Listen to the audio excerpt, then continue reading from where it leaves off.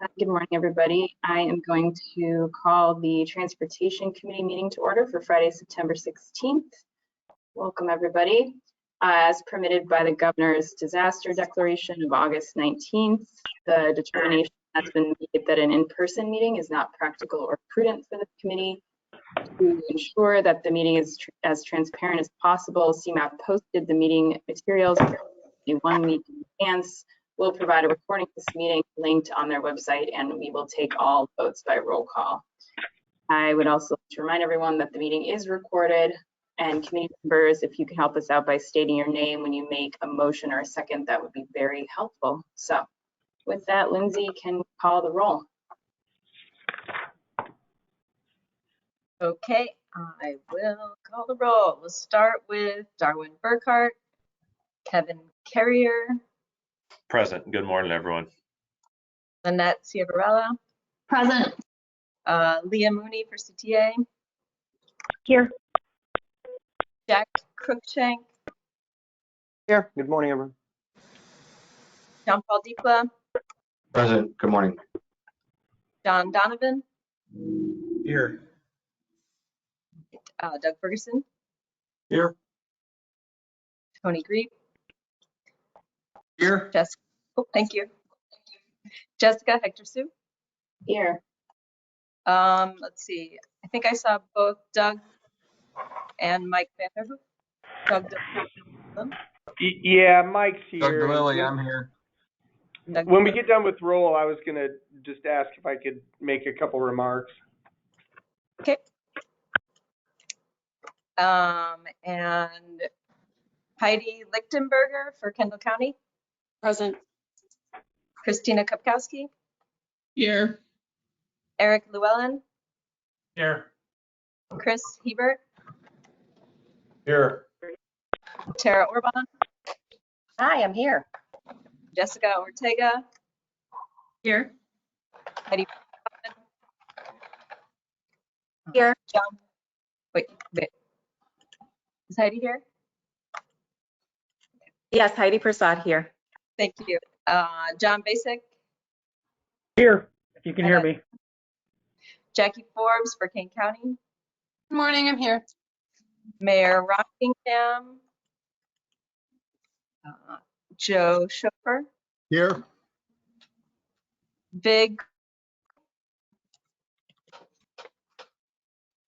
John Loper for DuPage. P.S. Siraj. Thomas Dow. Audrey Wennick. Here. And Amy Lee for the tollway. Here. Good morning. Okay. Thank you. Morning. Thanks, Lindsay. Your sound's a little choppy, by the way, Lindsay, so you might want to check that out. So I'm going to move on to agenda changes and announcements. We do unfortunately have some sad news to pass along today as our first announcement. This might be what Mike is alluding to. So unfortunately, Tom Kelso passed away earlier this week after a long time. Mike, just hang on one second. Tom was a long-time member of the committee, as many of you know. Many of us worked with Tom as IDOT's Metro Manager for our region, both on this committee and through UWP. Tom was great to work with. I remember him as being very soft-spoken, but also made paperwork so easy, which is not an easy thing to do. So I'll always appreciate that about him. I didn't know him well, but I did like working with him. His public service, obviously, to our region and the state will be very much missed. Staff's going to post his obituary in the chat, but I did want to take a minute and open the floor to anyone who wanted to mention anything about Tom. So Mike, go ahead if you had some things to say. No, thank you very much for the remarks, and yeah, taking that load off of me a little bit.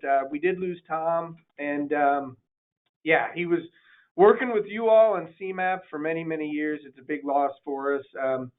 You know, we're gonna more formally move Doug into the role to cover CMAP and the various committees, and yeah, Tom will be missed, and appreciate the comments.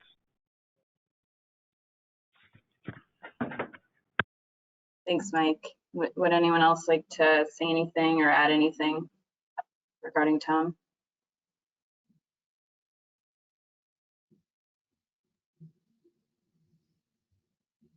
right, well, be sure to check out his obituary and extend condolences to his team and his family if you know them. On other announcements, we do have a new member of the committee. Jack, you heard it during the roll call, but Jack Cruikshank is joining us from IDOT OIPI. Jack is a new staff member there. Chuck Abraham will move into an alternate role. We really appreciate Chuck's service in the committee and also welcome you, Jack. So glad you could join us. Thank you very much. Also, real quick, I wanted to add that I have nothing but fond memories of Tom Kelso, and I'm very sad to hear that he has passed. So. Yeah, thanks for that. Do we have any other announcements? There are no agenda changes, but any other announcements? Yeah, Jessica, I'd like to make an announcement with the group here. So this is Lynette Severello with Metra. Just to let everybody know, we are in the process of updating our strategic plan. Our existing strategic plan goes from 2018 through 2022. We started internally reviewing all of the materials that we had. We participated with the RTA in their process of public participation. And we have scheduled some meetings. We did a survey in June this year to get some feedback on proposed new vision and mission and some of the goals that we might have. During the month of September, we will have some additional outreach to some key stakeholders. I think some of you around the table have been included in those outreach meetings, but we will be releasing a draft plan in October. And that draft plan will be out for public comment. We'll encourage everybody to provide feedback when the draft plan comes out for public comment. Like I said, it'll be released in October, and right now the tentative schedule has the public comment period closing around November 15th, which is a day or two before the next Transportation Committee meeting, which is why I wanted to bring it to everybody's attention. With the thought that our board would adopt the new strategic plan sometime in early 2023, probably our February board meeting, just given timing and making sure we can get all the feedback that we received during the public comment into the final version of the plan. So I just wanted to put that on everybody's radar screen just to look for that in the October time period, and we look forward to everybody's feedback. Thank you. Thanks, Lynette, for letting everybody know that. Any other announcements this morning? All right, so let's go ahead and move on to item 202, the Executive Director's announcements. For this, Executive Director Alman will give us an update on CMAP agency and board activities. So off to you, Erin. Great, thanks, Jessica. Good morning, everyone. I will say that I too am really sad about losing Tom Kelso. He worked for me when I was at IDOT closely and was always quick with a joke and a smile and a nudge. So yeah, we certainly will miss him here. But we also are happy to have Doug DeLilly supporting us in the major metro or the senior metro manager role, and know that he has had strong relationships with state MPOs and will do, I'm sure, just as good a job. So we appreciate that. The CMAP board met Wednesday this week. It was our first in-person meeting. They discussed a couple of things that you'll see on your agenda today, including the 2050 plan update. We also talked a little bit about the forthcoming report that we are required to do, that the Illinois General Assembly mandated us to look into transit, and are excited to sort of build off this work in partnership with RTA and our service boards. And the strategic plans that they're working right now will provide a great foundation for us to look at what transit and the future of transit could be and should be for the region and some of the reforms that might be necessary. Wanted to touch on safety first and foremost. I know there's an agenda item to spend a little bit more time talking about the safety action agenda that we've been working on this morning, but I do want to thank all of you for your support and your efforts over the past weeks and months as we've developed a joint application to go after competitive funding under the infrastructure bill for Safe Streets and Roads for All program. We did submit the application yesterday, which felt really good, and thank you so much to the CMAP team who worked hard on that. On the agenda today is, like I mentioned, is more information on our safety work, but you're all aware that traffic safety has become a top priority here for CMAP and all of your agencies.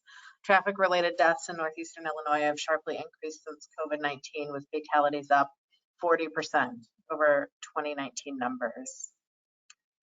As an MPO, we applied for close to $5 million to help support our counties develop safety action plans, and this funding, if awarded, will be available for a period of 24 months. But what this funding really does is allow our counties and our municipalities to become competitive for the $1 billion annually that'll be available in hard infrastructure funds, which is one of the things that we really want to make sure that we're taking advantage of here in the region.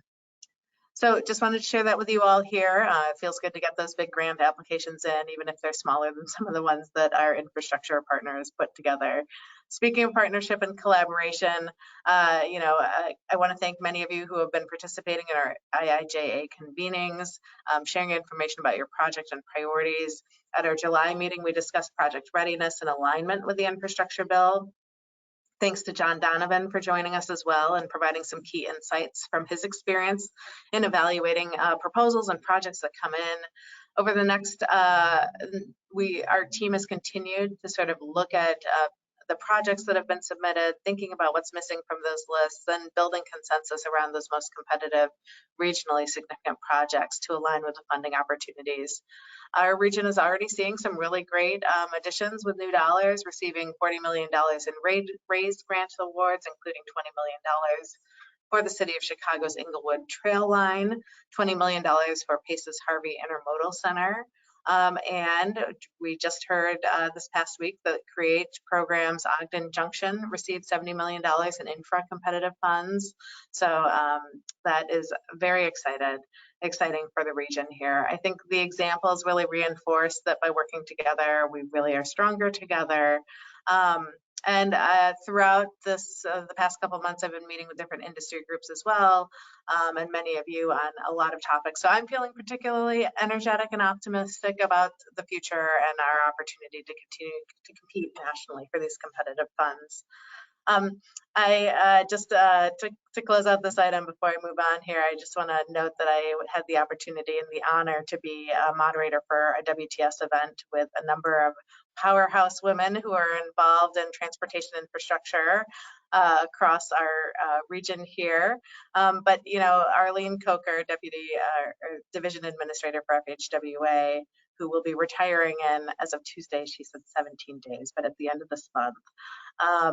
She said, she ended the panel by saying, when asked about how do we be successful, her quote was that a regional approach will put you ahead, and that's what makes the difference. So I think we're doing the right things together, and I want to just take a moment and thank each and every one of you for spending the extra time that it takes for us to get mobilized and coordinated to tackle these new competitive dollars that are available.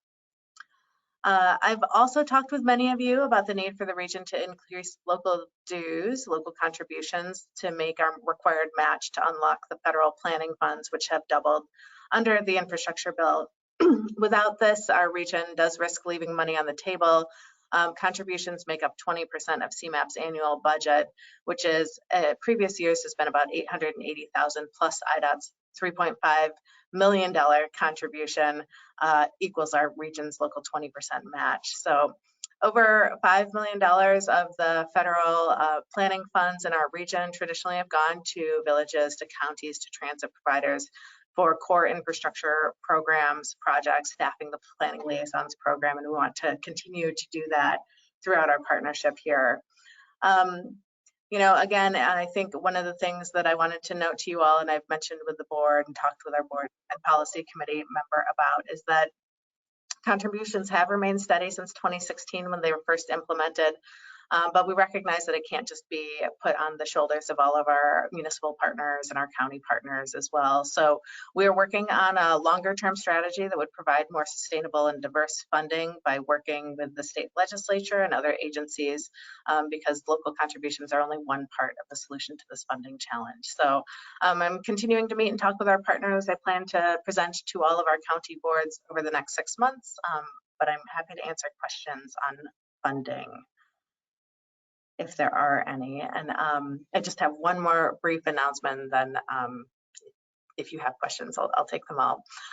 Technical assistance call for projects. We are planning again to partner with the RTA on our annual call for projects for our TA program. By working together, we have a simple application form. That call will open later this month.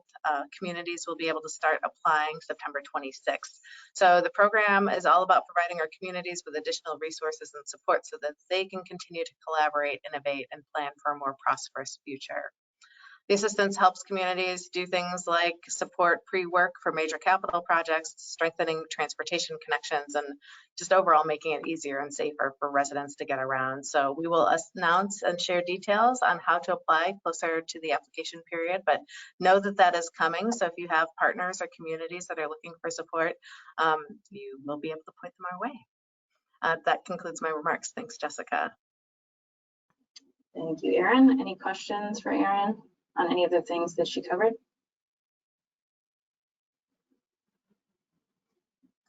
No questions. Right, thank you. Let's go ahead and move on to item 3, which is the approval of minutes. We have before us the draft minutes from our July 29th meeting. Do I have a motion to approve these minutes as presented? I'll motion. Lynette. Thank you, Lynette. Do you have a second? I'll second, Kevin. Thank you, Kevin.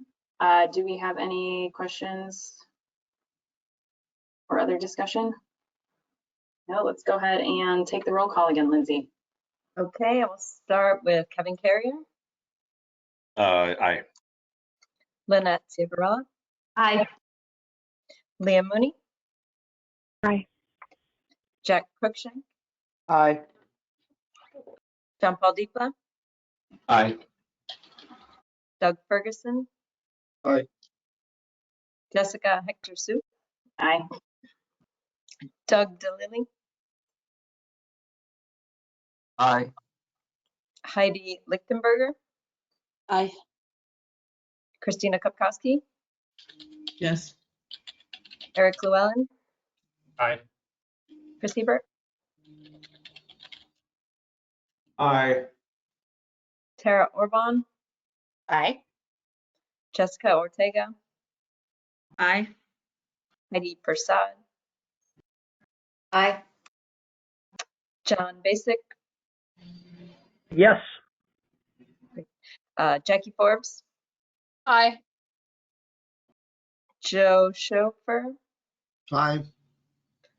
Big Krishnamurthy, Aye. Audrey Winnick, Aye. Amy Lee. Aye. And if anyone joined that I didn't call, please let me know. Thank you, Lindsay. The minutes are approved, and I don't hear anybody else speaking up just yet. So let's go ahead and move on to new business. We have several items of new business today. The first is the federal fiscal year 2019 to 2024 Transportation Improvement Program amendments and administrative modifications. For this, we have Russell giving us an overview. Off to you, Russell. All right, here we go. Included in your packet today is a memo detailing the 40 tip changes contained in Formal Tip Amendment 22-08 and 123 tip changes contained in Administrative Amendments 22-08.1 and 22-08.2. These are the last tip changes for federal fiscal year 2022. It's been a busy year, and that's reflected in the tip. In FFY, federal fiscal year 22, which started in October, there have been 1,826 tip changes. Of that total, 660 were formal changes and 1,166 were administrative modifications. So about a third were formal and 2/3 were administrative.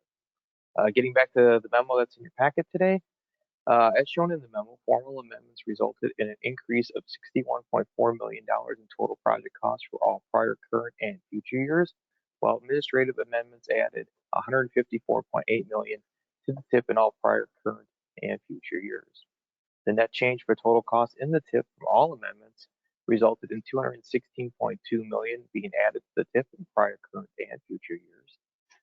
As shown in the memo, new projects, cost changes, and the addition or removal of project phases comprise most of the formal changes, while administrative amendments were more evenly distributed amongst AC and ACC changes, cost changes, and schedule changes. The amendments, along with the memo, were posted on September 9th for committee and public review, and at this time we request approval of the formal TIP amendment 22-08, and I can answer any questions at this time. All right, Russell, thank you for the overview. As always, let's go ahead and take a motion in second, and then we can get some questions to you if there are any. Do I have a motion? Leah, thank you. Do I have a second? I'll second Lynette. Thank you, Lynette. Any questions for Russell? Questions or comments? All right, seeing none, let's go ahead and take a roll call vote again. Lindsay, go ahead, take the roll call. Okay, Kevin Carrier, Aye. Lynette Ciavarella, Aye. Leah Mooney. Aye. Jack Cruikshank, Aye. John Paul Dipla, Aye. Doug Ferguson, Aye. Jessica Hector Sue, Aye. Doug DeLilly, Aye. Heidi Lichtenberger, Aye. Christina Kopkowski, Yes. Eric Llewellyn, Aye. Chris Hebert, Aye. Tara Orban, Aye. Jessica Ortega, Aye. Heidi Persad, Aye. John Basic, Yes. Jackie Forbes, Aye. Joe Chauffeur, Aye. Big Krishnamurthy, Aye. Audrey Wennick, Aye. and Amy Lee. Aye. Thank you.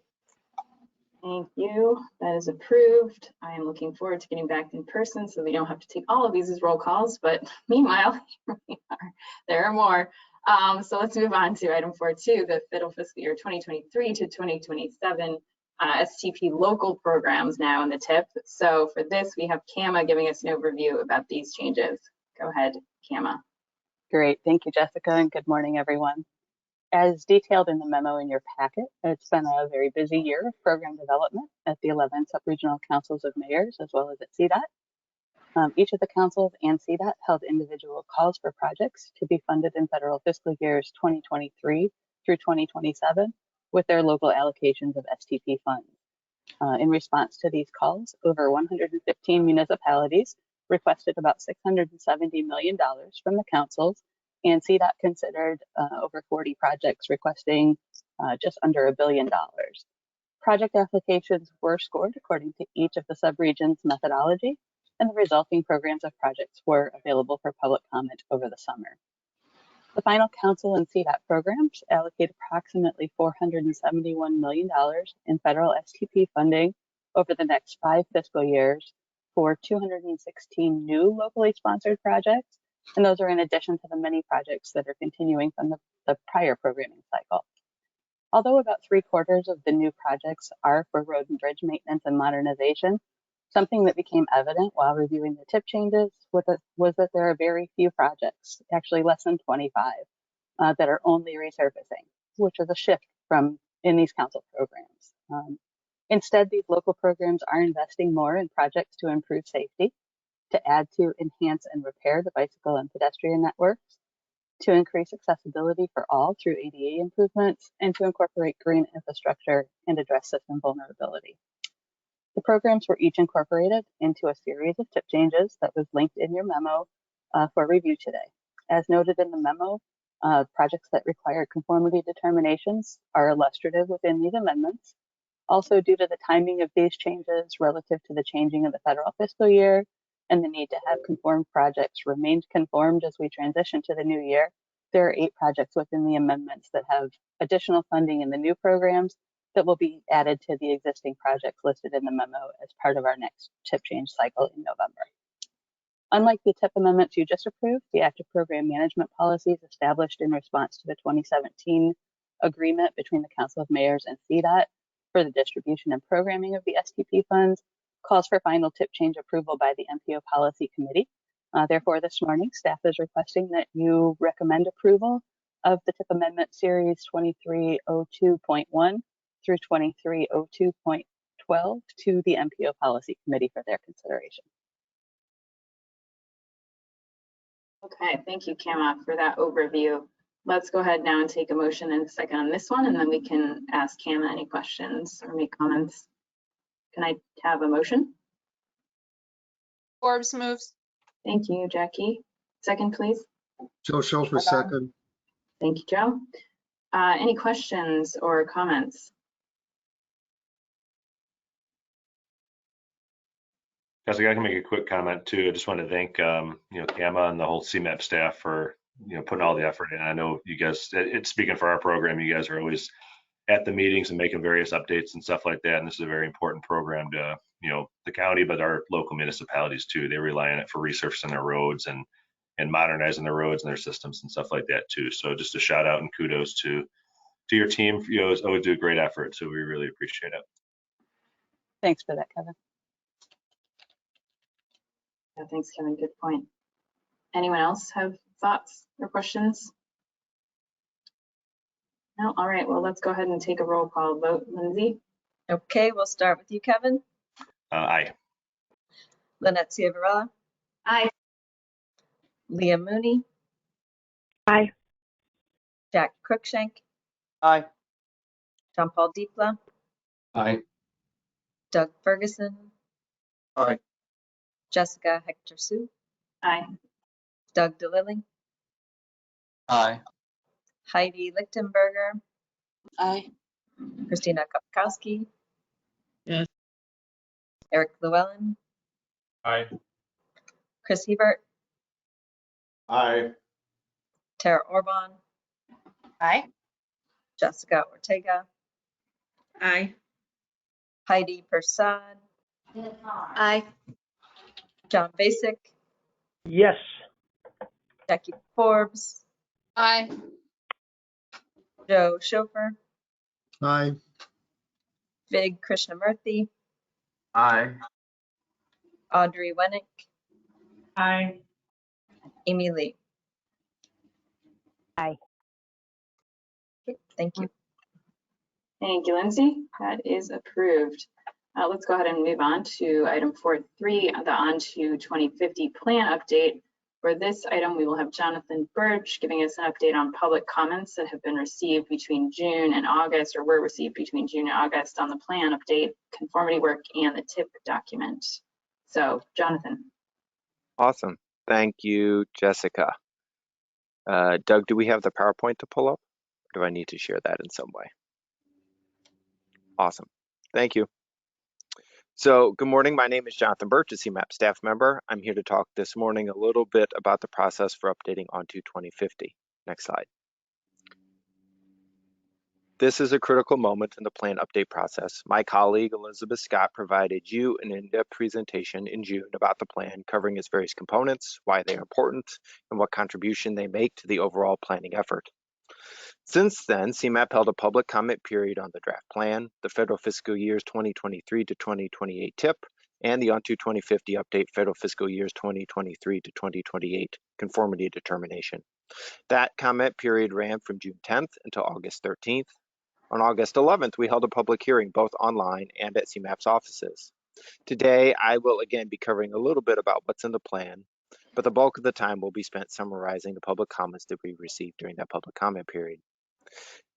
As you just noted, Jessica, today we are asking for your approval of the Onto 2050 plan update, the federal fiscal years 2023 to 2028 TIP, and the Onto 2050 update, federal fiscal years 2023 to 2028 conformity determination.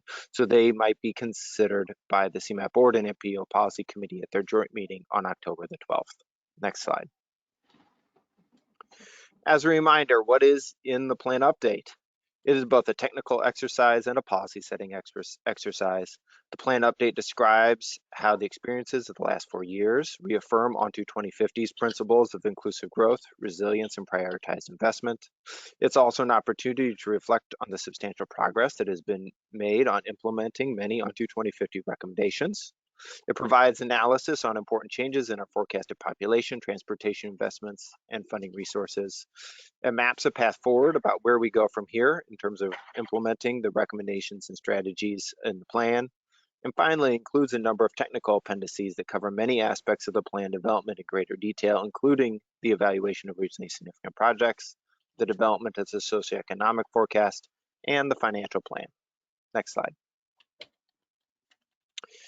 This slide diagrams out the plan update in just a little bit greater detail and speaks to many of the technical appendices that were included in your agenda packet. The plan update process really does begin with a large amount of data and analysis work that go into the socioeconomic forecast and the travel demand model. And then from there, it begins an iterative review process to identify regionally significant projects that rely on the travel demand model to assess project performance relative to various transportation policy and planning priorities. Many of these priorities are also in the system performance report and indicator updates, which both reflect on current conditions compared to past conditions, as well as identify important benchmarks and goals. The conformity analysis and financial plan are technical outputs that flow from the review of regionally significant projects and associated analyses that come from the systems performance reports and indicator update. And while these activities occur, staff pulled together the plan narrative and engaged the public and stakeholders in conversations about the policy priorities. But of course, outside of the plan update, there's a bunch of other CMAP work that's happening in terms of planning, policy, and research, including that includes our local work and technical assistance projects and much larger regional efforts like mobility recovery. And of course, the goal throughout this process is to have those speak back and forth between one another, both in terms of pulling in stuff that we're learning from regional and local work into the update process, as well as having the local work be informed, local and other policy, bigger regional work be informed by the findings from the plan update process. Next slide. I want to spend a minute to linger just a bit on air quality conformity. As a reminder, CMAP must show that the long-range plan onto 2050 and TIP conform to established motor vehicle emissions budgets because Northeastern Illinois is a non-attainment area for ozone. CMAP had purchased truck data to better reflect truck trips in the region. This data wasn't available when conformity for the plan update was first done, but it became available over the course of the summer. Also over the summer, CMAP received 2 minor updates to RSPs based on new RSPs being regionally significant projects, based on new information from a project sponsor. To reflect these changes, conformity was going to be rerun, and since it was being rerun, it was also decided that we should incorporate the most recent truck data now that it was ready to be used in the modeling process. The change in truck data accounts for nearly the entire change in emissions between what was previously shown in the conformity analysis and what we show now. This new analysis was of course included in your packets and was made available to the public 1 week prior to this meeting and will of course be available in advance of the Board and Appeal Policy Committee meeting in October. Next slide. Engagement helps CMAP hone in on those planning priorities that are most important to the public and CMAP's various stakeholders, both those that can be addressed or acknowledged through this planning process, that being the plan update, as well as those that will set the stage for future planning processes, including future regional plans. That engagement and public comment included the public comment period and public hearing I referenced before. We ended up receiving more than 500 comments from local governments, advocates, and the public. The next few slides will highlight key themes from the public comments, showing a public comment emblematic of the feedback we received on that point, while I talk a bit about CMAP's response to these comments. In your package, you should have received a memo that also highlights these themes, CMAP's responses to these themes, as well as a PDF of all the public comments that we received. Next slide. Commenters expressed concern about the inclusion of roadway expansion projects as regionally significant projects due to climate impacts. CMAP notes that the plan update reaffirms the regional goal of developing a multimodal transportation system and maintains onto 2050's call to intensify climate mitigation efforts. Reducing greenhouse gas emissions will require compact infill development, improved bicycle and pedestrian infrastructure, and increased investments in public transit, as well as considerable expansion of renewable energy systems, energy efficiency and retrofits, and electrification of our transportation system. CMAP will continue to work across these many areas to mitigate climate impacts and recover from the effects of climate change. CMAP is also continuously evaluating regional performance measures and adjusting our tools and processes to understand the impact transportation projects have on quality of life across the region. This includes how we model roadway expansion projects as well as advances in greenhouse gas emissions modeling. Next slide. Commenters emphasize the importance of continuing to make investments and update policies to improve transportation safety and accessibility in the region, particularly for vulnerable travelers. CMAP believes that there is much work to be done in the region on transportation safety and accessibility. Obviously, Aaron earlier highlighted the recent application that we submitted just yesterday to focus on safe streets for all. CMAP launched a program to improve regional traffic safety, creating new data resources on issues like speeding, competing for planning and capital funds like the program that was just mentioned, and convening regional stakeholders to promote joint problem solving. CMAP is currently developing a report of legislative recommendations to support the region's transit system in consultation with the RTA. The report will address transit safety considerations as the user experience is critical to public confidence in the system ridership, and transit employee hiring and retention. Finally, CMAP launched a program to help every community in Northeastern Illinois establish Americans with Disability Act transition plans over the next 10 years. Additionally, the agency is currently exploring new ways to support the region's dial-a-ride services and better integrate them into the broader mobility system. Next slide. Commenters expressed the preference that new funding coming to the region be fairly allocated in a transparent and performance-based manner. IIJA seeks to make transformative transportation investments that advance equity, environment, climate, resilience, and safety goals. Those federal goals align with the plan update's core principles of inclusive growth, resilience, and prioritized investment. As a coordinating regional agency, CMAP is a resource to all communities and counties in Northeastern Illinois.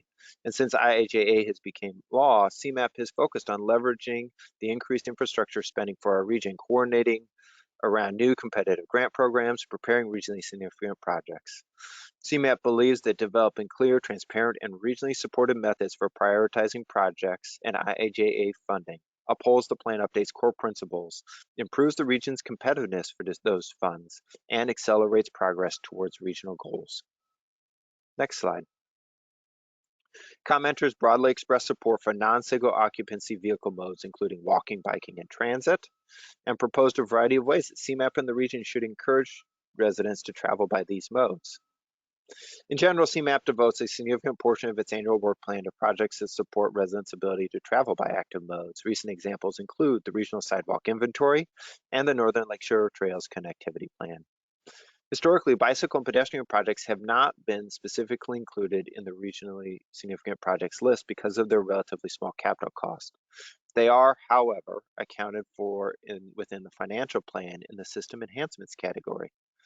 This category includes capital and operational enhancements or improvements not already constrained under other categories. Examples include bicycle, pedestrian, and ADA improvements, as well as highway management and operations, including intelligent transportation systems. The plan update provides $43.7 billion in enhancements investments between now and 2050. For the next regional plan, CMAP commits to improving the transparency of these investments to better support their critical role in advancing the region's goals. Next slide. Commenters express concern over the loss of farmland due to development in the region. CMAP provides technical assistance to urban, suburban, and rural communities. Our technical assistance helps us better understand the issues and specific needs of rural communities, and we look forward to exploring how we can better use that local work to inform our regional approaches. As you may have already heard, this year CMAP will actually begin scoping for the next regional plan, and comments like this are helpful as we consider how to approach that work. Next slide. Finally, commenters oppose the inclusion of the Tri-County Access Project in Lake County as a regionally significant project. The Tri-County Access Project was not submitted for evaluation as a regionally significant project for the On-to 2050 plan update. Therefore, it is not included in the plan's regionally significant projects list, which can be found in the regionally significant project benefits report appendix. Next slide. As a reminder, today we are asking for your approval of the On-to 2050 plan update, the federal fiscal years 2023 to 2028 TIP, and the On-to 2050 update federal fiscal years 2023 to 2028 conformity determination, so that they might be considered by the CMAP board and MPO policy committee at their joint meeting in October. Next slide. Thank you for your time and consideration. We've got several folks from the team who worked on the plan update attending the meeting today, in addition to myself and Elizabeth Scott, and we are ready and able to answer questions that you may have. Thank you. Thank you, Jonathan. That was very helpful, very thorough overview of what you've heard since we last spoke about this. I do want to, I'm sure people have comments. I do want to mention a few things and ask some questions too. Let's go ahead and do that, and then we'll go ahead and take the vote in a minute. I just want to say that obviously this is really important work. I think that, you know, sometimes it's easy to take it for granted, because it feels like, especially as we meet together, that this is something obviously we're all supposed to do. But I don't think we should take it for granted, especially right now. And I think that it's smart that CMAP said, look, at this moment in time, we're not going to make major policy changes to this document, because we know we need to pivot in basically in many areas right now. And so right now we're going to stick with what we came up before and use the new plan as an opportunity to turn a new leaf and really look at things differently. So I think that they've been very clear about that strategy throughout this process, and they followed through on that strategy. So I think that makes sense. I think it also is, you know, it's helpful for us because as we, you know, the long range plan covers all modes, sort of big picture, the region at 100,000 feet. As we zoom down to look at transit, and we're, you know, we have a different role, and we're supposed to focus on transit and on a kind of 5 to 10 year time frame, we need to talk about funding. And as we're talking about funding solutions, we can kind of point back to the plan and look at what we all talked about before we ended up in the situation we're in now, and really use that work to help us think about funding options for transit going forward.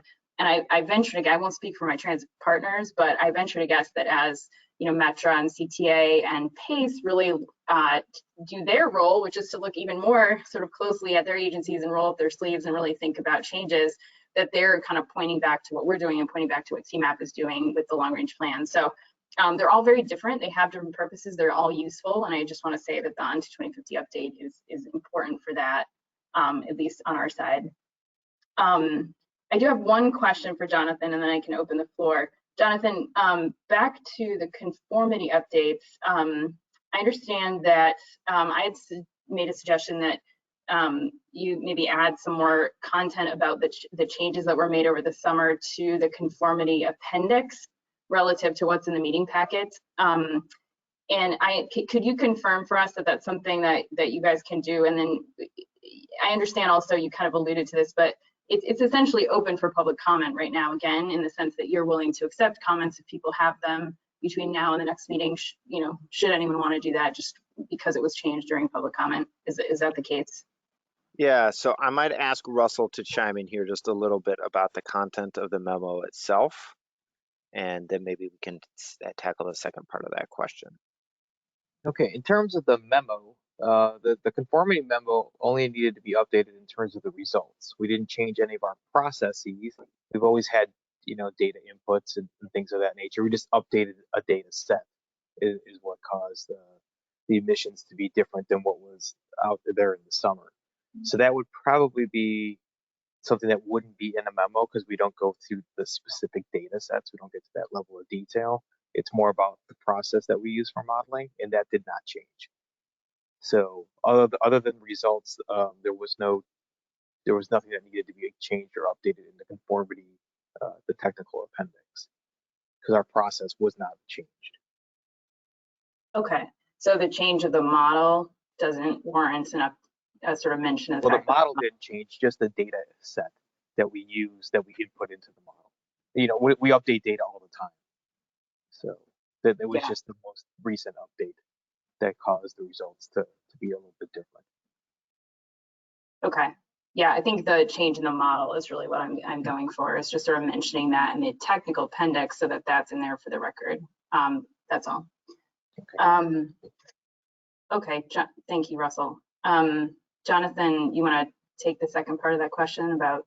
Yeah, I think that as to the second part of that question, CMAP is always open to receiving comments and feedback on its work. So if there are comments that others have as it relates to the modeling process that we used, or any questions related to that, we're always eager and interested in receiving that feedback. It's not always something that can be addressed right in the moment here and now, but it does give us feedback whether for this or for future processes. Got it. Yeah, thank you. Okay, anyone else have any questions or comments they'd like to make? You can go ahead and raise your hand, or yeah, go ahead, Audrey, physically or on the screen. Yeah. I don't know how to raise my hand technically in WebEx, so I just do my real hand. Thanks for giving me a chance to make a few comments on behalf of the Metropolitan Planning Council. I just want to highlight that it seems very clear that commenters, over 500 commenters, vastly supported reducing the amount of investment on roadway expansion. And this is just a primary theme. And I want to express that we continue to disagree with the methodology that considers road widenings as a method of reducing greenhouse gases and not accounting for induced demand. We are still very concerned about the number of road widening projects. It does not look like, since we first made comments in April, any changes were made to the list of projects, and we don't believe this is in alignment with the plan's stated goal of resilience. I also want to note that in the conformity supplement memo that was submitted, the second part of that document included some FYI information about greenhouse gases, which was not required to report. But I did notice that the trend that is forecast for GHGs from mobile sources looks like it's quite flat. It shows a small decrease from 2025 to 2030, and that between 2030 and 2050, we'll have the same amount of GHG emissions based on these transportation investments. And I think that we really need to acknowledge that. I also noted that in the indicators appendix, there's reference to GHGs as a metric, and that that long-range plan has committed to the pathway of limiting temperature rise to below 2 degrees Celsius, and that this pathway requires the region to reduce its greenhouse gas emissions by 80% relative to 1990. This draft does not include targets from the updated GHG analysis, and I'm not sure why, because it says the report was to be completed in June. And I understand that CMAP is giving a presentation on this work to Metropolitan Mayor's Caucus next week, so I assume it's been done. I do think that we all should want to know the GHG impacts from this plan as part of our decision-making process. I also want to note that given the well-known challenges to transit funding and that's a major solution to climate change, I think we should be looking at a larger share of funds to transit versus roadway windings. And then finally, I want to make the point that I noted in the indicators memo, the main metric for measuring bike and ped infrastructure investments is the Regional Greenways and Trails program, the completion of that program. And we note that by 2050, the indicator is only to complete 75% of that plan. Meanwhile, there's a proposal to build hundreds of miles of roadways. And I know you have said that the system enhancements category includes funds for biking and pedestrians, but it also includes funds for highway management and operations and ITS. And so it's unclear what share of that category is going to biking and walking. And so it does not seem in alignment with the public comment and the goal of resilience that we are not even finishing our regional greenways plan by 2050, when that is a primary desire of the residents of this region. So, you know, those are concerns that we have about the plan in its current form. Thank you for your time. Thank you, Audrey, for the thoughtful feedback. You covered a lot of ground, so I do want to open it up maybe to staff. Do staff want to respond to that at all or add anything that might be helpful to Audrey's thoughts here? Sure, I might say just a couple of things. I'm sure some other folks on the team will probably jump in with a few thoughts as well. I mean, I might start at the sort of at the end. So Audrey, obviously you closed your comments talking a little bit about the system enhancements bucket and funding for the Greenway, Regional Greenway and Trails Plan and things of that nature. As I think we tried to cover in our response to the public comments, we certainly see that there's opportunities to do a deeper look at what goes into the system enhancements bucket. And as part of a larger regional planning process, you know, we really do think that is an area that's fertile for innovation and advancement through a future regional plan. So we appreciate those comments. Probably not the right approach to be able to address it through this plan update process, but you know, those thoughts that you shared will be certainly helpful as we think about it in the future. As for the questions around emissions modeling, impacts of roadway widening and things of that nature, obviously the Transportation Committee had a long meeting back in April that was really a focus on understanding the process that we currently use around induced demand, impacts of roadway widening and things of that nature, and how we model for those sorts of projects. I think it's also been pretty clear through the public comments that there's additional work for us to be able to be doing in that space as part of future regional plans. And that's one of the things that we've talked a little bit about and said in our public comments, that we see that as an area that is also fertile for additional work and innovation for us to be looking at in response to the public comments that we've received. But I want to pause and see if there's anybody else from the CMAP team who wants to chime in with some additional thoughts.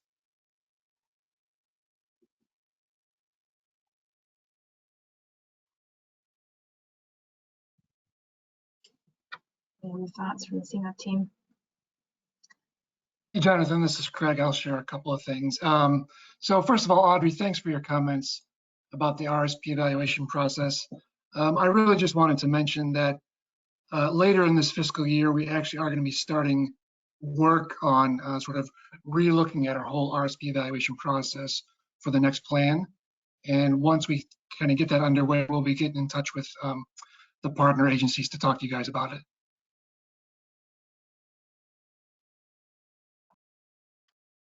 Craig.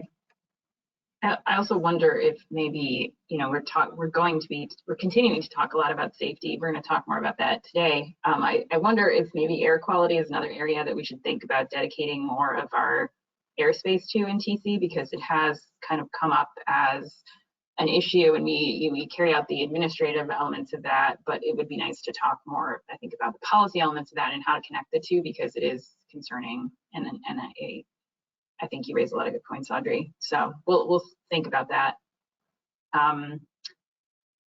Any other thoughts from CMAP on Audrey's comments?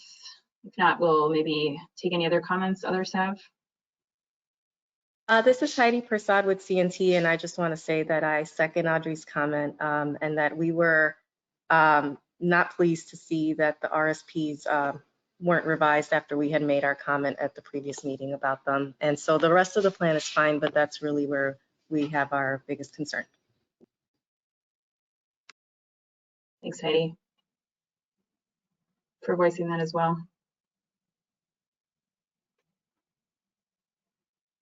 Other comments from the committee or questions for staff?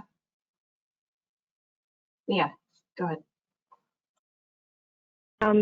I just wanted to emphasize what you said, Jessica, about the opportunity to look closely at some of the air quality analysis. The conformity, of course, looks just at certain types of pollutants, and all the greenhouse gas information is really not sort of a regulatory nature, right, at this point for this analysis. And because of the nature of how we create these plans, which are kind of a combination of evaluating our goals for the region and then aggregating goals and I would say plans from a number of separate different municipalities and areas, I think that makes that role of sort of shifting RSPs more challenging. But if we had a different approach to how we looked at some of the both the induced demand and then how we looked carefully at the greenhouse gases, that might be fruitful for discussing policy. So I guess just really emphasizing your point about the opportunity to look at greenhouse gases really sort of globally across all of what we're doing. Thanks, Leah. That's a really good point, too. Other comments? If I could just make a brief comment on the greenhouse gases. So as many of you probably know, there is a proposed rule for greenhouse gas targets. It requires the state to set a statewide target by October 1st. However, the rule doesn't end, or the comment period doesn't end until October 15th. So we will be coming back. The work is ramping up on this, not just with the state target, but also then how does our region set targets as well, specifically on the transportation sector. So that's something that we're ramping up work on right now.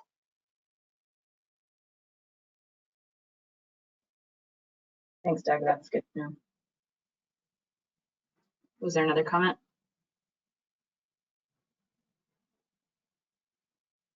Sorry, I thought I heard someone starting to say something. Any other comments or thoughts from anybody? All right, hearing none, let's go ahead and take a motion and a second to vote on approval of the plan update for movement to the policy committee. Do I have a motion?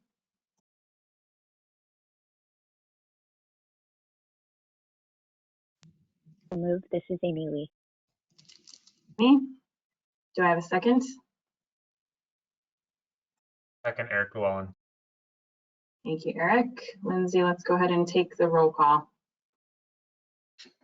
Okay, we'll start with Kevin Carrier, Aye. Lynette Ciavarella, Aye. Leah Mooney, Aye. Jack Cruikshank, Aye. Jean Paul Depla, Aye. Doug Ferguson, Aye. Jessica Hector Sue, Aye. Doug DeLilly, Aye. Heidi Lichtenberger, Aye. Christina Kopkowski, Yes. Eric Llewellyn, Aye. Chris Hebert, Aye. Tara Orban, Aye. Jessica Ortega, Aye. Heidi Prasad, No. John Basic, Yes. Jackie Forbes, Aye. Joe Schofer, Aye. Big Krishnamurthy, Aye. John Loper, Aye. Audrey Wennick, No. and Amy Lee. Aye. Thank you. Right, thank you. I did not capture the numeric tally, but if the record would show the 2 nays, Lindsay, that would be great. The motion does carry, so the plan will move on to policy committee at their next meeting and the CMAP board, the draft meeting in October. So let's go ahead and move on to our last new item, which is the safety action agenda update. Vicki gave us a very thorough update on this last meeting, and we did not have a chance to talk about it. So I had suggested at that time that we come back to that today. So we're doing that now. The presentation that Vicki gave was included in the meeting materials. So if you didn't see that as a link, you can go ahead and open that now and kind of refresh your memory about what Vicki went through last time around. And I did want to open the floor to discussion. So Vicki, do you want to say anything before we go ahead and take some thoughts from, or give maybe a very, very short update on where you are since last time we spoke before the group makes some comments? Yeah, I thought I would just go over some of the overview of what I talked about last time. I gave a general update on the safety work, talked about the Safe Streets for All grant that we submitted yesterday that Aaron discussed at the beginning of this meeting, and then I jumped into some of the things that we're learning about speeding and safety in northeastern Illinois. The numbers, as you all know, are stark and alarming. On the next slide, I put back in our traffic fatalities in the CMAP region. This is over a 10-year period. You can see the very dramatic uptick beginning in the pandemic, but starting decidedly before. Speeding is a major player in traffic fatalities, not just in our region, but nationally, contributing to at least 40% of fatalities and serious injuries. That number is probably higher because of the way speeding is recorded. And then on the next slide, just talking about the impacts of speed.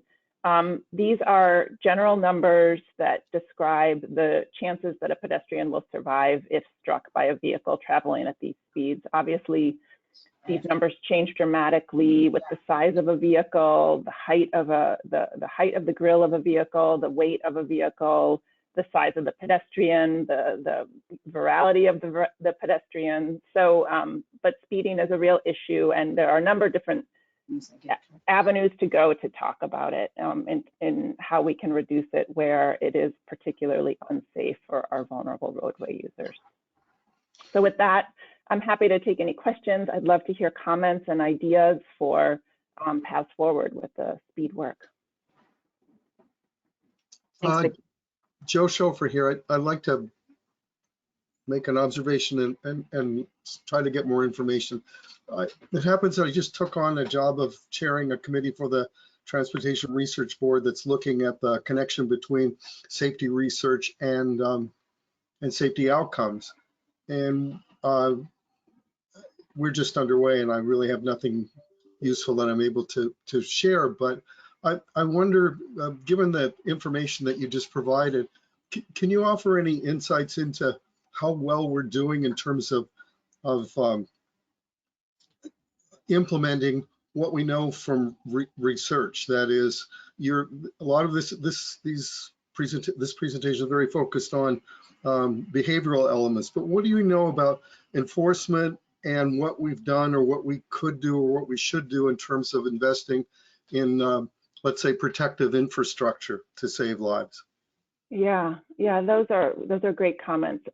Generally, the research shows, and we see this in other countries that have taken different priorities in how they measure safety on their roadways. We see the value of different types of infrastructure in preventing traffic fatalities. You know, the focus on speed is important because as you reduce speeds of vehicles, you reduce the chances that somebody will be killed. So crashes may still occur, but they are less likely to occur and they're less likely to be fatal. So we, you know, the United States doesn't perform very well when you compare our roadway safety with other modern countries with modernized transportation networks. So there are some very practical examples of things we can do better in the design work, especially in places where you want slower vehicle speeds, traffic calming elements. A lot of them really do work well. Horizontal deflections, vertical deflections, roadway narrowings and visual narrowings. But it's a field that is seeing a lot of research go into it now for the reasons you just described. We as an agency are also trying to do a better job of collecting data. So part of the speed data project that we just launched included the purchase of detectors. So we've been out in the field all summer measuring operating speeds on projects that we're working on to try to set some baseline information for how fast cars are traveling. And then we hope to be able to go back in afterwards and see how various elements in combination reduced average operating speeds. So data and research is definitely needed, but there's a fair amount out there. We can be confident about some of the approaches.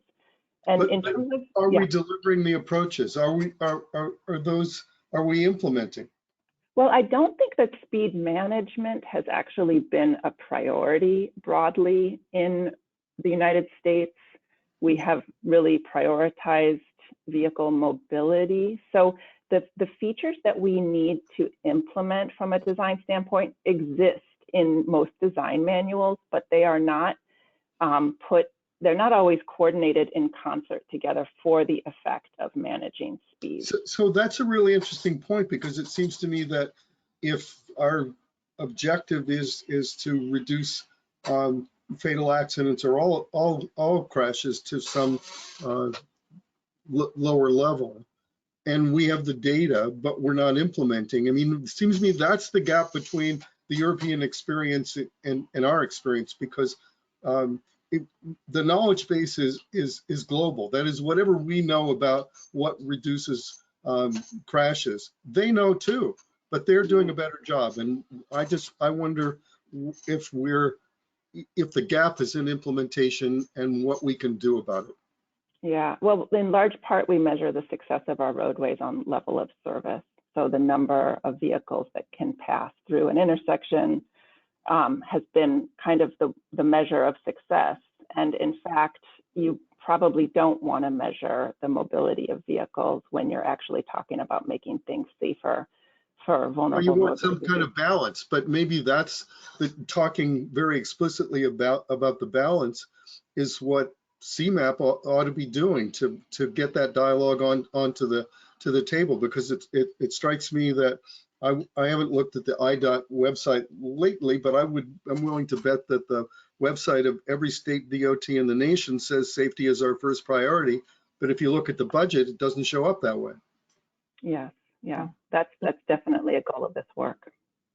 Yeah, Vicki, I wonder, sort of related to that, maybe pivoting a little bit, beyond speed, which makes a lot of sense, what do we know about the accidents themselves, and how many of them occur in situations where the pedestrians are on a road that is not designed to have a pedestrian on it because there is no sidewalk and there is no safe way for pedestrians? And I wonder, part of so much of the US and so much of our region is developed in such a way that if you don't have a car, you cannot get anywhere. And if you try to walk on your own legs, that you do put yourself in harm's way. And I don't have any of the data, and we know from, obviously all transit riders are a pedestrian getting to and from stations, and that's a big challenge in the suburbs. So any information or research or data on that you can speak to as you're looking through this? Yeah, we're trying to come up with clever ways to analyze those kinds of crashes on a regional level by the type of infrastructure on which they occurred. I'd say that process is just starting as we kind of kick off the bicycle and pedestrian safety paper.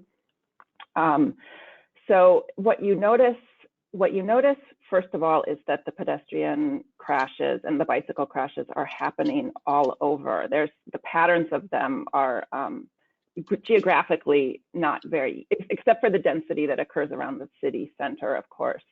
They're kind of scattered all around. So we're looking for ways to analyze the type of infrastructure on which those crashes have occurred. The other thing that we are finding out through national research and people who are matching pedestrian crashes to hospital records is that pedestrian and bicycle crashes are likely underreported on the order of like 40%. So we are not seeing all the crashes that are occurring when we pull crash data from the safety portal, but they're not reported, and that's a real issue. That's a real issue for that. We're also seeing, crashes where you would expect them based on safety conditions, but maybe fewer crashes than we expected because pedestrians avoid that section. The lack of infrastructure prevents pedestrians from even attempting passage. So the identification of those barriers is critical, because we have done a lot to, for the safety and mobility of vehicles that have created barriers to mobility for pedestrians that are changing their behavior and making passage actually impossible or so terrifying that they're not even attempting it. So we're really looking for ways to not just address the crashes that we can see, but think about what it means to expand mobility in a safe way as well for those modes. Thank you. Other questions from the committee? Kevin, go ahead. Jess, I can jump in too. This is a good, good topic here, and it kind of just adding to what Victoria and Joe are saying. I think, as an implementing agency, just giving some insight, I think, safety is our first priority. I would not speaking for, the other transportation agencies, I would guess that it's the same for them too, and IDOT and others. And this is great information. So I'm going to start out by saying that, I certainly, my comments aren't going to, I don't want them to come across as I'm against any of this kind of stuff here. I'm just kind of, I guess, giving you a little glimpse against what we're up against. So when we're going after using state funds or federal funds, we have certain guidelines that we have to follow, lane widths and things like that. So for instance, I think on an arterial county highway, we can't go below like an 11-foot lane width, right? That's just, and that's policy that I don't even know if it's set at IDOT, it's probably USDOT and FHWA. So I guess that's one of the things, and setting the speeds is the same way, right? We have to go through a MUTCD speed process for setting the speed limits. So that's just, that's guidance that's kind of passed down to us. So I guess, maybe Joe at TRB or these places, or for CMAP, I think at some point, I don't know if there's a possibility to have some of these discussions with FHWA, USDOT, maybe starting with IDOT, but it's kind of at that national level, right? In terms of changing some of these things, putting in traffic calming and trees and stuff like that is all great, but then we have to keep it out of the clear zone of the road, because if our car departs the road, then it's going to hit the tree and cause issues too. We put guardrail up to protect that in those situations. So it's certainly, like I said, I'm fully supportive of this. We're fully supportive of this, and safety is our number one. But those are some of the challenges, I guess. It's not that we can just say, hey, this is all great, we're going to start implementing this, because we have other guidance and stuff like that we have to follow. So if we can find a way to, try to work with those other agencies or try to help influence some of that policy and guidance, would help the implementing agencies in terms of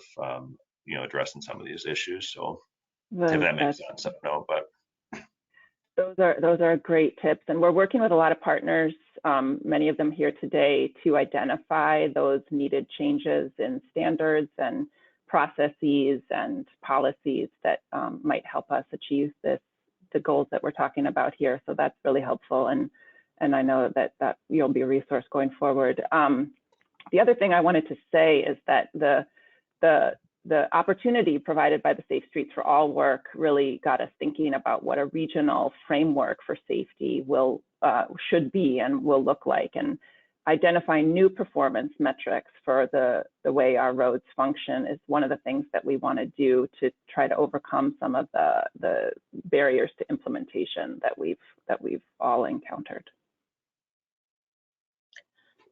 This is Tara. I'd just like to add on just a little bit. To build on what Kevin said, there's kind of a toolbox, that we have out there as implementers that we use. But, in terms of like this committee, right? I mean, our main purpose is to approve the tip, right? So that is like the 4 E's of safety are education, enforcement, engineering, and emergency response, right? Anybody who's into this field knows about the 4 E's.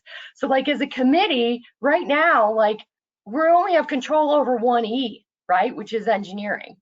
And so, I think the scope of what you're doing, Vicki, is broader than that. And what CMAP is looking at is broader than that. And I do see to your point, the greatest opportunity to improve safety is when we're reconstructing the roadways. But that's at once every few decades. And so I think another challenge that we have before us is if we look at our built environment, I think, as implementers, like what are some of the tools we can use in the near term where we don't have, a couple million to sink into a 1 mile segment? I think that was, as an implementer, like that would be something that, we have a lot of interest in. And your point is well taken about speed management as a priority. And I just, I've spoken with my team about this. And, I think we also need to be careful about, we get a lot of pressure to reduce our speed limits, but reducing speed limit as a countermeasure alone will not change driver behavior. And as you said, it has to be accompanied by, enforcement. So, there's a lot of different, facets to this. And, we've participated, in these conversations thus far. And, we look forward, to collaborating with you guys in a variety of different ways. Thank you. Thank you. Hi, this is Dave from CDOT. Sorry for the echo. information here is really interesting, and we've all seen this triptych of pedestrian survival or brutality, and it's quite telling.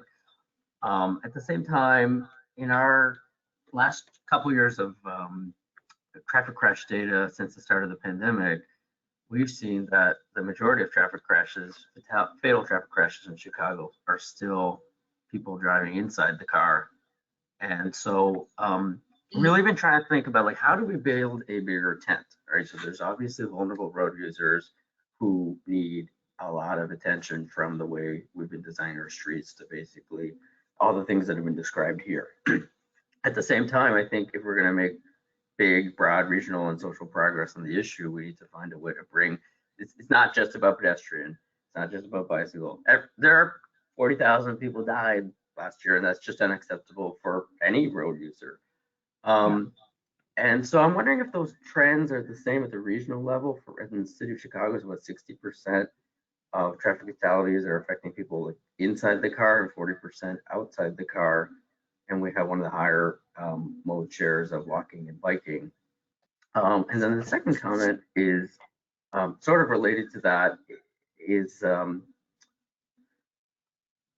the data we've also seen is like some of the increase in speed is really driving the growth in those numbers that we saw earlier, that it's people in cars aren't surviving either when you're going 40, 50, 55, 60 miles an hour. So I just sort of urge that as we develop this narrative at a regional level, we try to do it in a way that's going to bring in as many people as possible, as many perspectives as possible, and not diminish in any way the importance of what's shown here, but find all those arguments, the quality of life arguments, the, you know, even if you have 82 airbags, you are still at risk of being in, you know, a fatal or serious injury, so that we don't kind of alienate people who might otherwise be, you know, strong advocacy for this type of change. Similarly, we are sort of seeing like bending of the curve in 2022, at least the first 2 years, first 2 quarters of data, and I'm curious if we're seeing that at the regional level. It's still bending the curve. It's really not reversing the curve beyond pre-pandemic levels, and so we're trying to be aggressive at the city of Chicago scale. But I'd be interested in those, like as a region, how different subregions of the region are either seeing the same patterns or not seeing the same patterns, and what that means then both for policy as well as countermeasures. Yeah, we on the regional level, for sure, a majority of the crashes and the fatalities are still among the drivers, the people inside the vehicles. That's for sure. And speed management, I'd argue, is equally impactful for those. But I do really appreciate your comment that I think what you're getting at is what we're describing as establishing a regional traffic safety culture. Which is bringing greater awareness to people about the risks of driving. And there are obviously a million ways to do that, but ultimately we have to change the mindset slightly of every single person who's traveling. So we understand the breadth of that challenge, and that is a point really well taken. So thank you. In terms of regional numbers, because we rely on the state data, we aren't able to monitor regional numbers as timely. So I can tell you that the state numbers reflect what you just said, that this year, the first 2 quarters have performed slightly better in terms of traffic fatalities at the state level. I imagine that it's the same at the regional level, but I don't have hard numbers for that right now.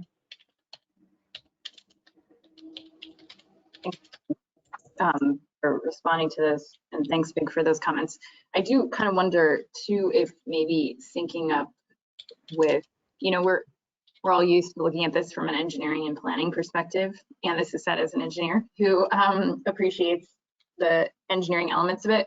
But part of me wonders if in some of the next steps we think a little bit more about public health and about mental health and about sort of how driver behavior might be tied back to some of the obvious externalities of the COVID timeframe, you know, like what it means to have a whole lot of stressed out drivers who are either rushing or speeding because they're angry or they're upset, and like thinking about that a little bit more, the human behavior elements of it, human factors, I guess, because it is, I mean, obviously there has to be some of that at play given the trends that we saw, that it's not just the roads, it's not just the polish, not just the vehicles, there's something going on in our society at this moment that is making people do things differently. So I don't know if you're thinking about that at all as a part of the work, but I would definitely find that helpful and very interesting, and maybe something that is a new way to look at things in the next plan.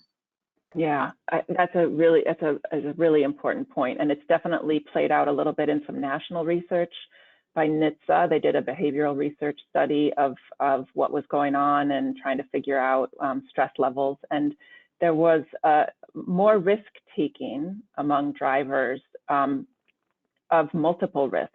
So they saw for the first time like a higher incidence of people who were not wearing a seatbelt and speeding, or impaired and speeding, or impaired and not wearing a seatbelt and speeding, and those numbers ticked up. So people were, there was clear evidence at the national level that stress and a sense of I don't know, like everything's turned on its head and rules don't apply. You know, everything kind of went crazy, and people, some people took risks that hadn't taken before. So it'll be interesting to know if that's a long-term trend as a result of you know, a year and two of that kind of behavior, or if it's something that needs to be a focus. Yeah.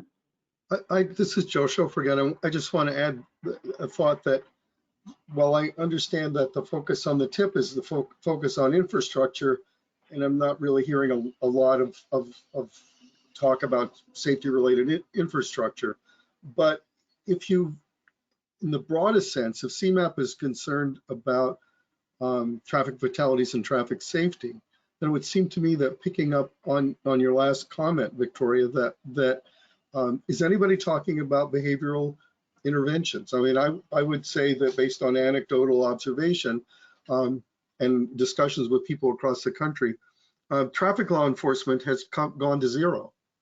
And is that a contributing factor? I mean, I guess I would hope that CMAP would engage in a discussion that goes beyond the tip. Absolutely. Enforcement has always played an important role in traffic safety.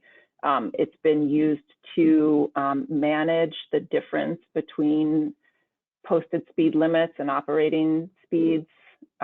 So one of the approaches that we're taking is improving street design so that streets become more self-enforcing, so that we rely less on police enforcement to manage that differential between operating speeds and safe speed limits. Enforcement is obviously a very complex topic, and you're right that enforcement does appear to have dropped off since the pandemic for multiple reasons. Police forces across the country are understaffed at the moment. There's been a lot of attrition since COVID among police forces. So speed enforcement has, there is evidence that it has dropped off. A lot of cities across the United States and 150 different municipalities have included the tool of automated speed enforcement in their communities, like the city of Chicago has. And we are now seeing the benefits of some of those programs come in now that they've been implemented for a number of years. They appear to be reducing crashes and reducing the number and severity of crashes, not only at the locations where they're installed, but more broadly across an area where they're installed in different locations. That data is becoming quite compelling. So that seems to be an important tool to add to the program. It needs to be done with an equity lens. It needs to be done with, you know, fees, fines, and fare reform that we've talked about in our previous policy work. But it is, you know, there is a certain percentage of people that only respond to that type of controls and behavior modification. That's also kind of becoming clear in the research. So it's a tool that needs to be added and definitely included in the education and enforcement piece. Yeah, great question, great point. Any other questions? We could probably take one more comment and then we should move on. Any other thoughts from anyone? This is Christina from Will County. I just want to put out there that we have communities that have specifically requested that we not put any pedestrian accommodations in. In fact, there were sidewalk projects included in some of the communities for some of the larger scale projects that were in the area that were specifically requested to be removed at the behest of the community because they want the rural character. So I think you have to realize that this is a widely varied region, and what is good for Cook and DuPage County and portions of Will and Kane and McHenry and Lake County is not necessarily what is appropriate for the rest of the county. I have large swaths of Will County that are rural 2-lane roadways that are high speed, that yeah, you may see a pedestrian out there or a cyclist every once in a while, but it is not a regular occurrence. And if I went to go and try and put sidewalks or a bike path out there or a multi-use path out there, I would get pushback from the residents that live along those streets. So this is a delicate balance that we have to work as a region, because it is not, we are not a completely urban or suburbanized region. So I just want to put that statement out there so that we remember that this isn't, there is not necessarily a one size fits all as it comes to the CMAP region. Thank you. That's a really important comment. I mean, context is critical in all of these types of approaches. And one of the things that we'd like to do in the coming years as we really think purposefully about how to implement things that are, you know, complete streets concepts, which are streets that feel safe and are safe for all users, is look at how that varies by context, both from a speed management standpoint, the accommodation of bicyclists and pedestrians, and the rural context is an important one.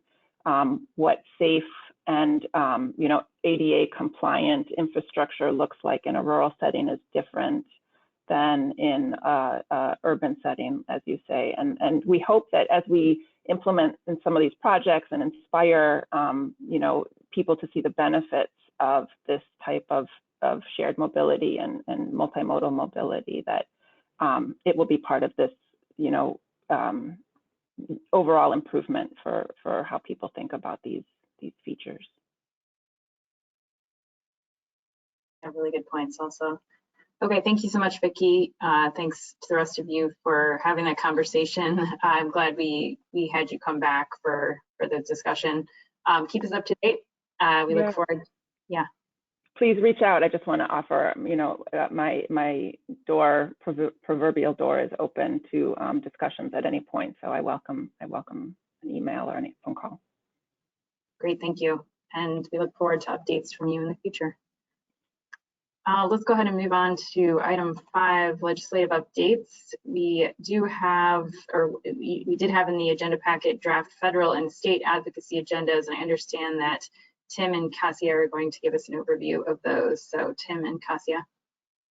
Sounds great. And good morning, everyone. My name is Tim McMahon. I am our senior for intergovernmental affairs, handling our federal government affairs. And I'm going to intro this presentation. If you could go to the next slide, Doug, that would be great. So we have updated both agendas that you have in your packet for the upcoming sessions of Congress and the General Assembly beginning in January 2023. The main priority guiding the agenda is to ensure the region has the resources we need to fully leverage all the opportunities within legislation that's been passed since the last agenda 2 years ago. So that's the infrastructure bill, obviously on the federal side, as well as bills like CEJA on the state side. These agendas were informed by and realigned to reflect CMAP's core focus areas and standing committees of transportation, climate, and regional economy.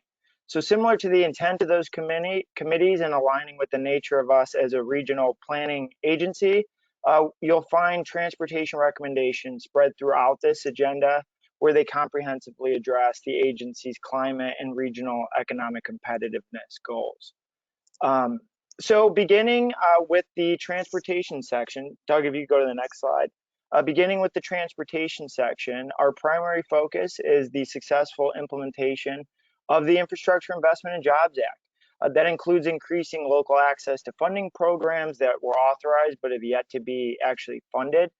So two big ones for the region and for regions in general were the Healthy Streets Program for resilient infrastructure investments and the Active Transportation Infrastructure Grant Program for bicycle and pedestrian infrastructure. Both of these programs would be great resources for our region, for our individual communities. So we want to make sure those get funded. It also includes increasing local access to things like federal safety formula funds. So MPOs have funding to meet federal safety performance management goals.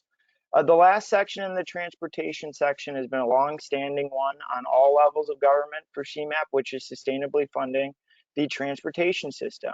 So that could include the development of new funding mechanisms or pilots nationally, such as a road usage charge pilot. Going on to the climate section, recommendations, those focus on reducing emissions and enhancing the resilience of our region. That first section is primarily focusing on strengthening and supporting our transit system in the region, which received historic bipartisan levels of operating support during the pandemic, and will continue to need that support in the coming years.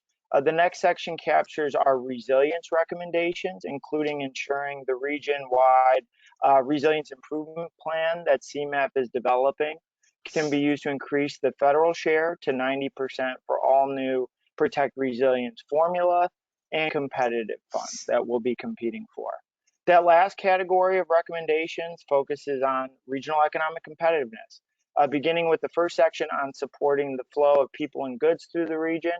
This section includes continued calls for federal programs to increase support for communities to mitigate against the impacts of increased freight movement, including more transparent and regularly updated information on things like grade crossing delays, and prioritization within new programs like the Railroad Crossing Elimination Program to prioritize and focus on communities seeing increased delays and congestion due to freight traffic. During the pandemic, the Economic Development Administration also received historic levels of funding that it had not received before for programs with a regional focus, which we were very happy to see. That's programs like the Build Back Better Regional Challenge. And this one-time funding was very popular, like I said, regional in focus and oversubscribed across the country and should be continued in the long term. The final section there includes another long-standing recommendation we've had, which is to increase comprehensive support for investment decisions at the intersection of housing, economic, and transportation.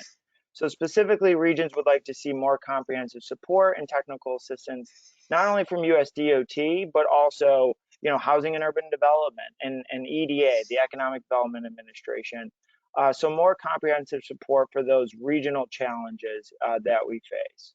So with that, I'll turn it over to Kasha to go over the state side of this, and then we'll be happy to answer any questions you may have. Great, thank you so much, Tim. Good morning, everyone. Good to be with you. My name is Kasha Hart, and I'm a senior also with our Intergovernmental Affairs team here at CMAP. So moving on to our state agenda, this is broken out into the same categories as our federal agenda with some similar subcategories. So I'll go ahead and start us off with transportation. Transportation funding and finance reform has been a long-standing component of CMAP's legislative work. The report that CMAP has been directed to do by the General Assembly in coordination with the RTA on the future of transit funding will continue to inform how these recommendations in this section will evolve over time. We also know there is a lot to be done to make our streets safer for all roadway users, as Vicki just shared, as the committee has just discussed. And CMAP is continuing to grow our Safe and Complete Streets body of work. And you will see in our agenda, we have some more items related to promoting traffic safety and improving access to safe walking and cycling infrastructure, many of which are relevant to the discussion that was just had. Finally, transportation innovation and transparency has also, consistently been part of CMAP's agenda, particularly important given our role as a data hub for the region. This year, we're really thinking about this through the lens of federal funding and instituting performance-based planning and project selection measures for IIJA funded investments. Moving along now to regional economic competitiveness. As with our transportation recommendations, many of these items included in this section are based on Until 2050 as well as the plan update, but this section also draws upon some recommendations identified in other specific bodies of CMAP's research.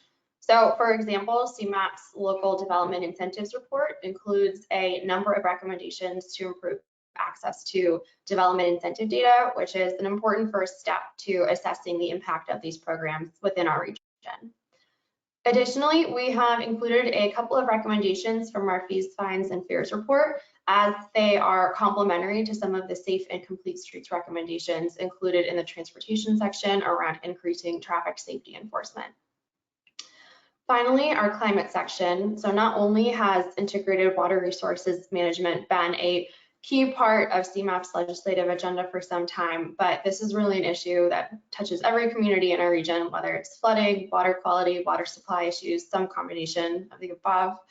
This is also a space where there are a number of regional solutions that we can pursue, and a lack of investment can yield significant health and economic impacts. Additionally, we've included a section on reducing transportation emissions, and so this discusses the new federal requirements around measuring on-road GHG emissions and thinking about how we can be strategic in developing parallel processes at the state level.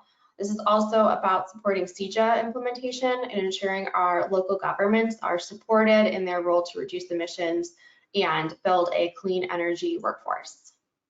Next slide. Great, so we are going to be presenting these draft agendas for review and comment later this month to our climate and regional economy committees. We did present to Council of Mayors earlier this week. We're going to be continually taking in feedback and then presenting an updated draft for discussion at the CMAP board meeting in November. Again, taking in that feedback and then going back to the board in January for final approval. Really, until this is approved, please consider this a living document. We really encourage your feedback and are eager to answer any questions you may have. If you want to go to the next slide quickly, Doug. So I know we just put a lot of content out there. There's a lot of content in the agendas themselves. We're going to make sure that you all had our contact information in case you want to take a bit to digest some of this information. But with that said, Tim and I are happy to take any questions or comments that are top of mind for the committee right now. Thank you, Tim. Thank you, Kasha. And I'm sorry, Kasha, for mispronouncing your name. Great information. Glad to see so much transit supportive stuff on there in both agendas and in both the federal, many things on there, they're helpful to transit, but in both the federal case and the state case, as we look to their roles in helping us fill this funding gap that we have coming, we are definitely going to need all of our partners to be in lockstep with us on that. So we really appreciate that and look forward to working with you on both of those fronts. Anyone have any questions for Tim or Kasha on either of these agendas or comments?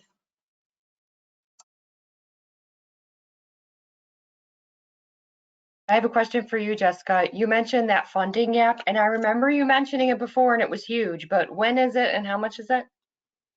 Yeah, it's on the order of $700 million, so about 20% of our operating budget starting around 2025. That's at least what our current finance team is telling us they project to be the case. Could be a little more, could be a little less, but 700 million in 2025, 2020, yeah. Any other questions or comments?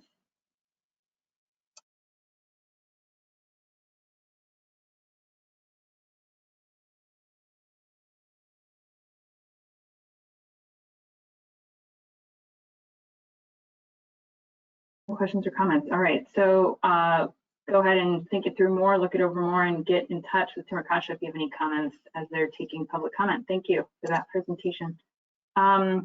let's go ahead and move on to item 6 on the agenda. Speaking of transit, I'll just mention item 6 being other business. I'll just mention that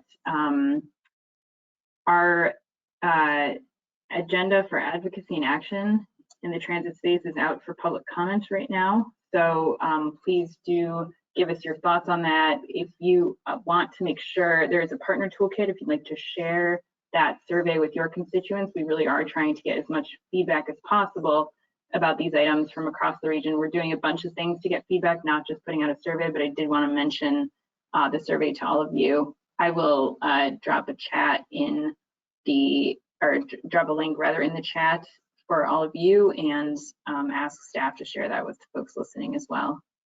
Do we have any other business that anybody like to share?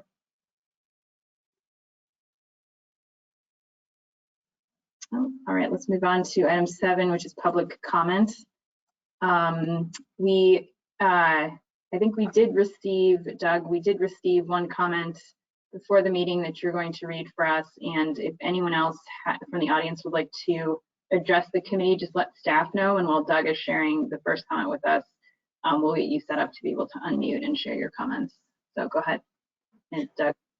Thank you. It's relatively short. It was an email submitted by Robert Kastengar. I'm not sure about the pronunciation of his last name. He asked the question, when will anything be done on the Weber Spur project? And in particular, there's a short, less than 2,000 foot section that would join the North Branch Trail on the south with the Sauganash Trail on the north. That is the end of the comment. This is Dave from City of Chicago. I can briefly respond. Just we have been working. Union Pacific Railroad has ownership right now over that segment, as well as the other spur of the Weber Spur, and have been working with their property group on looking at options to acquire that segment so we can advance the trail project. The notice of interim trail use that was filed with the Surface Transportation Board for the Weber Spur, I think, is either expiring or to expire. So that puts us in a position to work with UP either on a voluntary basis to acquire that or pursue an abandonment with the Surface Transportation Board. So it's moving along. Thanks, Vic, for responding to that, and thanks for the comment to the commenter. Do we have any other comments from, or any other audience members who'd like to make a public comment? Kama? No, no one has raised their hand. Okay. Yes, one just raised their hand. Let me unmute. Yep. All right, you've got David Powell unmuted. Hey, I'm David Poe, Director of Planning at Active Transportation Alliance. First of all, I wanted to thank this committee and CMAP for all their hard work on the regional plan update. I know how much work you've put into this, and Active Trans and all of our members certainly appreciate everything you're doing to advance mobility across our region. I missed most of the meeting, but I did want to hop on just to reiterate the points that me and over 400 of our members made in relation to the regional plan update. We believe that given CMAP's goals of fighting climate change and improving safety, those are not congruent with the nearly 300 miles of roadway expansions, including in this regional plan update. We look forward to working with CMAP and all of its constituencies that it also works with and plans with to stop these roadway expansions and to change your modeling that you're using to decide which plans are moving forward in the regional plan process.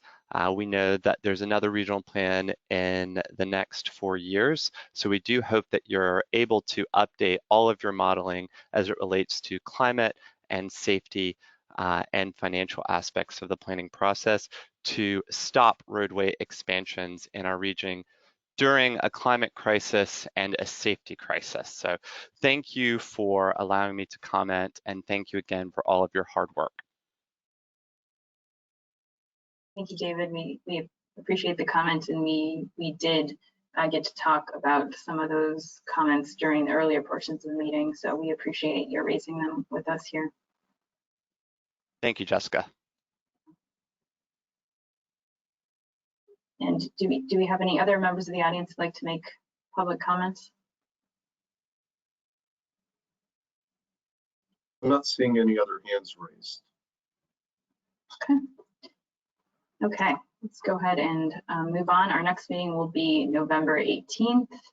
Look forward to seeing you all there. Do we yet know? I guess we don't yet know whether we will hold that meeting in person or online, but any thoughts on that, Doug? At this point in time, I'm not 100% sure if we'll be in person or not, but we will be reaching out based upon whatever decisions are made prior to the